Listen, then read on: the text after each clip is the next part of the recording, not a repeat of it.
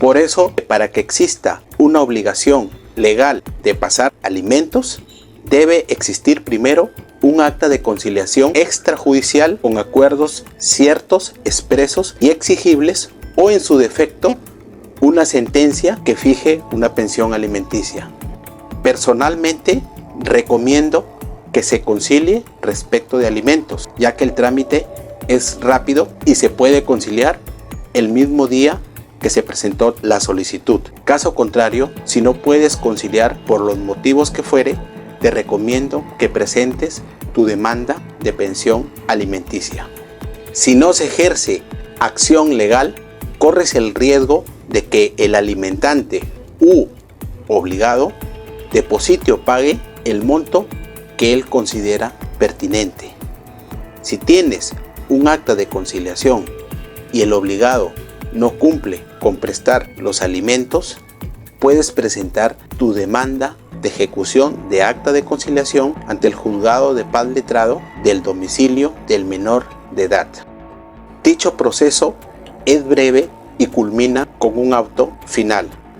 Si no tienes acta de conciliación por los motivos que fuere, debes plantear tu demanda de alimentos ante el juzgado de paz letrado del domicilio del alimentista. Si hubiese observaciones en tu demanda, igual el juez la admitirá a trámite y fijará fecha para la audiencia. Hasta antes de esa audiencia debes haber subsanado las observaciones.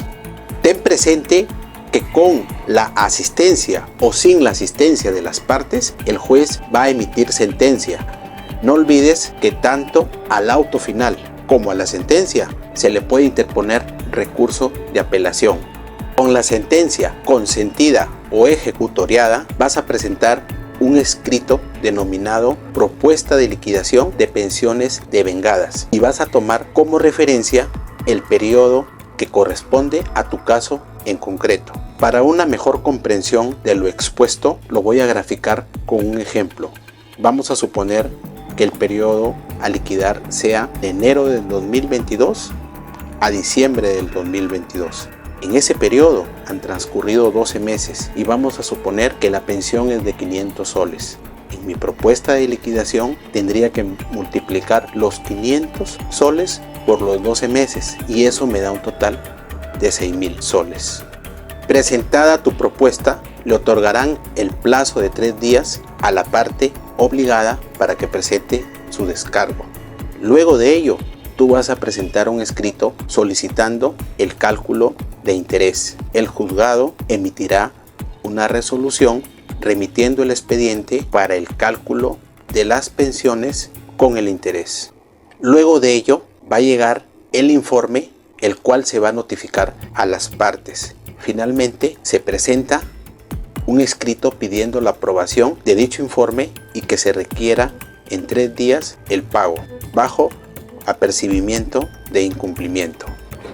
Toma en cuenta que en el caso del proceso judicial de alimentos se puede cobrar la pensión a partir del día siguiente de notificada la demanda. Existen medidas que puede solicitar el demandante para asegurar el cumplimiento de dicha asignación o de la pensión de alimentos fijada en la sentencia. Veámoslo a continuación. En el Perú existen 2 formas para establecer la obligación alimentaria. La primera es a través de un proceso judicial donde el juez es el que dirige el proceso. Y la segunda es a través de un procedimiento conciliatorio donde el conciliador cumple el rol de ser un facilitador del diálogo y los acuerdos alimentarios obedecen a la voluntad de las partes. La prohibición de ausentarse o el impedimento de salida es la medida coercitiva de carácter personal que limita el ámbito territorial en el que pueda transitar el imputado y su función estriba en evitar la fuga o el entorpecimiento de la actividad probatoria. También es una medida destinada a garantizar el cumplimiento de la asignación anticipada de alimentos y de la pensión alimenticia fijada en la sentencia. Por ello, los órganos jurisdiccionales para asegurar el cumplimiento del pago pueden dictarla, ya que el pago servirá para la subsistencia y desarrollo del menor alimentista. Es sabido que en nuestro país prima la cultura litigiosa. Es por ello que lo más común es que se vea un proceso judicial de alimentos. Ahora, dentro de ese proceso judicial de alimentos, el demandante puede solicitar la medida cautelar de asignación anticipada mientras dure el proceso, debido a que el demandado estaría obligado a pagar un determinado monto fijado por el juez por concepto de asignación anticipada, y ante el peligro de incumplimiento de dicho pago, el demandante podría solicitar el impedimento de salida conforme al artículo 563 del Código Procesal Civil, alegando que existe riesgo de que el demandado fugue del país con la intención de no pagar. Para efectos de dar cumplimiento de la prohibición, el juez cursa oficio a las autoridades competentes. Contra ello, el demandado puede dejar pagos adelantados como garantía. Habiendo una garantía, no es necesario el impedimento de salida. Si suscribí un acta de conciliación donde se asigna una pensión alimenticia a favor de mis hijos menores de edad, ¿puedo solicitar el aumento de la pensión en un centro de conciliación?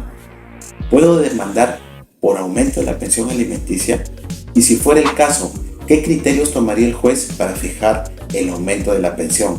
Conforme al artículo 16, literal H de la Ley 2687.2, Ley de Conciliación Extrajudicial, los acuerdos deben ser ciertos, expresos y exigibles. A su vez, en el artículo 18 se deja sentado que el acta de conciliación constituye título ejecutivo. Esto es un instrumento fehaciente, no judicial, pero cuya autenticidad atribuida por ley lo califica como soporte del juicio ejecutivo.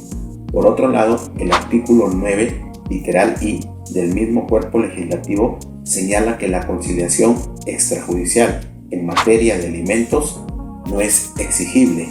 Ello quiere decir que la conciliación es facultativa. En consecuencia, puedes solicitar ante el centro de conciliación extrajudicial el aumento de la pensión, como también puedes ir directamente con tu demanda al Poder Judicial, adjuntando como medio probatorio el acta de conciliación donde se fijó la pensión de alimentos. ¿Y en qué caso se puede pedir el aumento de la pensión alimenticia? Básicamente se puede pedir en dos casos. El primero, cuando las necesidades del hijo o hijos del demandante o de la demandante cambian o aumentan, como por ejemplo cuando le sobreviene a los hijos o hijo una enfermedad como el cáncer que demanda de costosos tratamientos de alimentación adecuada, o por ejemplo cuando hayan aumentado los gastos de educación, como por ejemplo cuando aumentan la pensión escolar, o cuando por alguna razón el hijo tiene que mudarse a un lugar o a una vivienda más lejana del centro de estudios, entonces se sobreentiende que va a gastar más en movilidad.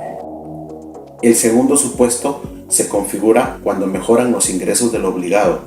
Por ejemplo, puede tratarse de una persona que ganaba una suma inferior al mínimo vital, pero de pronto encuentra un buen trabajo donde se le va a pagar una suma superior al mínimo vital, donde se le ha colocado en planilla y goza de todos los beneficios. El juez la calcula tomando en cuenta dos presupuestos: las necesidades del alimentista y las posibilidades del obligado a prestar los alimentos. El porcentaje máximo a abonar es del 60%, conforme al inciso 6 del artículo 648 del Código Procesal Civil. Es decir, si el demandado o demandada gana 1.500 soles, se le puede asignar al hijo hasta 900 soles. Por eso, la forma de obtener una pensión justa y equitativa es mostrando los gastos necesarios para la manutención del menor, tales como desayuno, almuerzo, cena, gastos de transporte, gastos de salud, pensión de colegio, etc. ¿Y por qué hasta el 60%? El objeto del artículo 648, inciso 6 del Código Procesal Civil es permitir la existencia de una cantidad inembargable, en este caso el 40%, para asegurar que toda persona pueda tener un mínimo de ingresos para cubrir sus necesidades básicas.